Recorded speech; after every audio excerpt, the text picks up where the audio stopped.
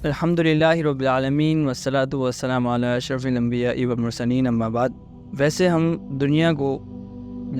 کے جتنے بھی لوگ ہیں جسٹ فار انڈرسٹینڈنگ ان کو دو حصوں میں کیٹیگرائز کر دیں، ڈیوائڈ کر دیں دو حصوں میں، تو ایک لوگ ہمیں وہ نظر آئیں گے دین اسلام کے خلاف جو کہ بظاہر کھلم کھلا دین اسلام کی مخالفت کرتے ہیں اور دین اسلام کو نہیں مانتے، جنہیں ہم کفار کہتے ہیں۔ لیکن اسی کے برعکس دوسرے لوگ جو اپنے آپ کا ایمان تو ظاہر کرتے ہیں لیکن دل میں ان کا ایمان کے لیے محبت نہیں، دل میں اس کے لیے کفر بھرا ہوا ہے، اللہ سے محبت نہیں، اللہ کے رسول سے محبت نہیں،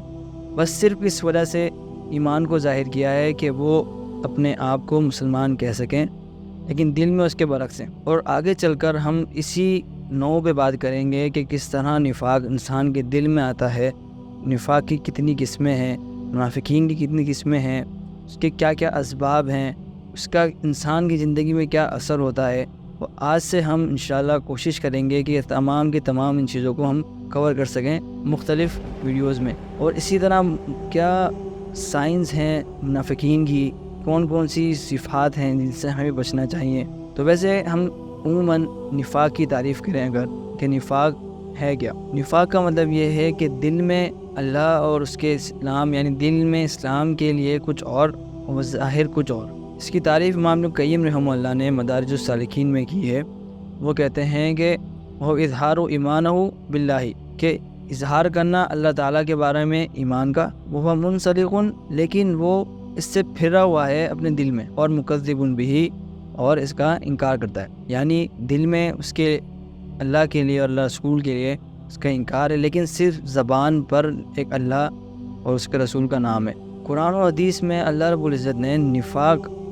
جو کہ آج ہمارے دور میں کافی حد تک پایا جاتا ہے، ہم کیا نہیں دیکھتے اس لبرل طبقے کو، یا پھر وہ جو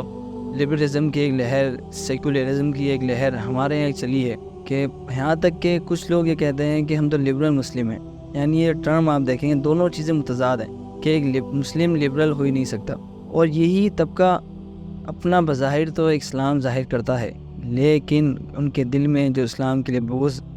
دل میں جو اسلام کے لیے ایک نفرت ان کے ہے، کہ یہاں جہاں ان کو موقع ملے اسلام پہ ٹون کرتے ہیں، اور یہ بہت واضح ہے۔ اور اللہ رب العزت نے قرآن میں کئی مقامات پر ان منافقین کا تذکرہ کیا اور بتایا کہ ان کا مقام کیا ہے۔ ایک مقام پر اللہ رب العزت نے فرمایا ان المنافقین فی الدرک الاسفل من النار، کہ منافقین جو ہیں وہ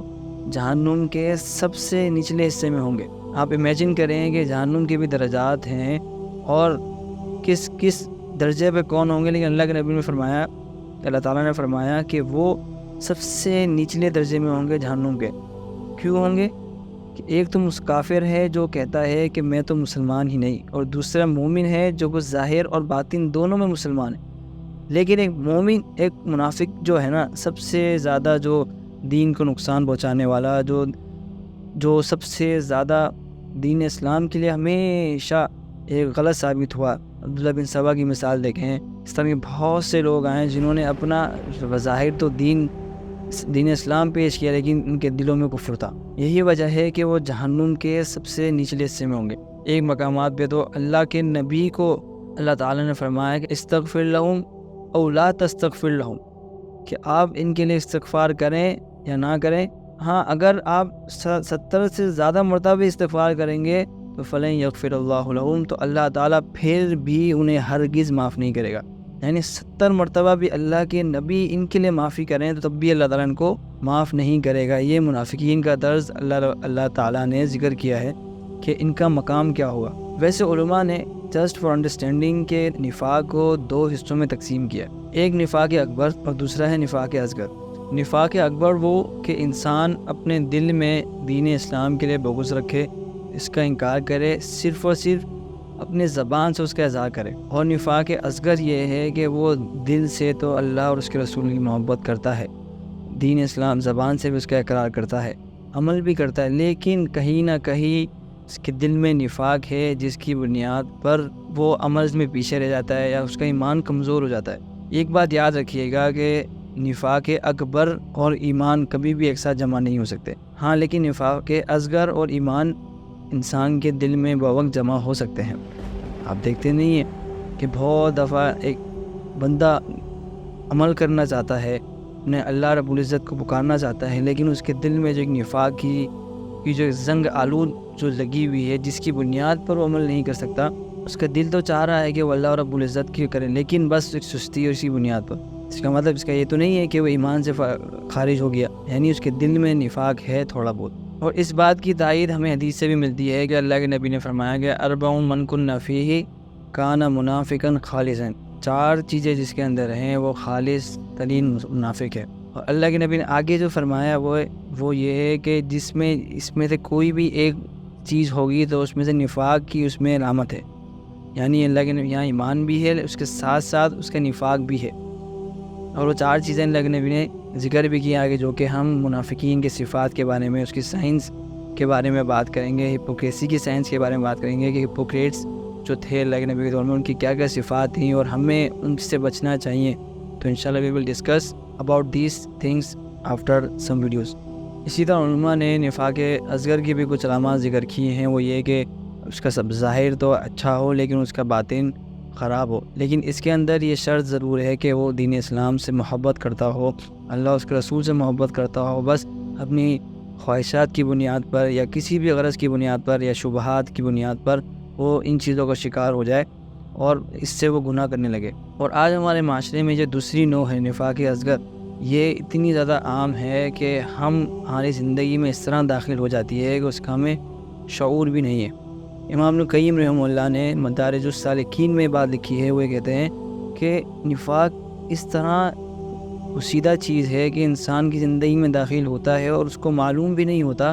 کہ وہ نفاق کا شکار ہے. اور اسی بنیاد پر آج ہمارے معاشرے میں ناچ گانا عام ہے، لوگ طرح طرح کے گناہ کرتے ہیں اور اس کو غلط نہیں جانتے. لیکن نفاق آج ہمارے معاشرے میں اس حد تک پہنچ گیا ہے کہ اس کو کھلم کھلا اعلانیہ طور پر کیا جاتا ہے. حالانکہ اللہ کے نبی کے دور میں منافقین جو اس ٹائم تھے، جو کہ خالص ترین منافقین تھے، نفاق اکبر کے شکار تھے، وہ تک بھی اللہ اور اس کے رسول کے سامنے نماز ادا کیا کرتے تھے، برے کاموں سے بچا کرتے تھے. لیکن آج ہمارے معاشرے میں یہ اتنا زیادہ کامن ہو گیا ہے کہ اس چیز کو غلط گناہ کا تصور ہی ہمارے معاشرے سے چلا گیا کہ گناہ کو کھلم کھلا کیا جاتا ہے. یہی بات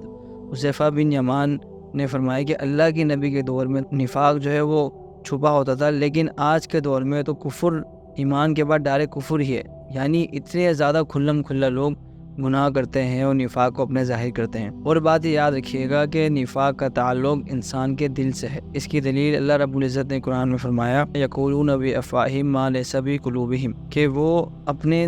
زبانوں سے، اپنے ہونٹوں سے ایک بات کہتے ہیں جو کہ ان کے دلوں میں نہیں ہوتی. تو اس سے ہمیں معلوم ہوا کہ نفاق جو ہے اس کا تعلق قلب سے ہے. لیکن قلب سے ہو جس کی بنیاد، یہ قلب ہی ہے جس کی بنیاد پر ہمارا نفاق جو ہے ہمارے جواہر پر، ہمارے جو اعضاء ہیں اس کے اوپر ظاہر ہوتا ہے، لیکن اس کا تعلق اصلاً دل سے ہی ہے. تو انشاءاللہ اللہ تعالیٰ سے دعا ہے کہ ہم مزید ان چیزوں کے بارے میں ڈسکس کریں گے کہ اس کے اسباب کیا ہیں، اس کی کیا کیا چیزیں ہیں، تاکہ ہم بھی اس نفاق سے بچیں. تو ہمارے ساتھ بنے رہیے گا. السلام علیکم ورحمۃ اللہ وبرکاتہ.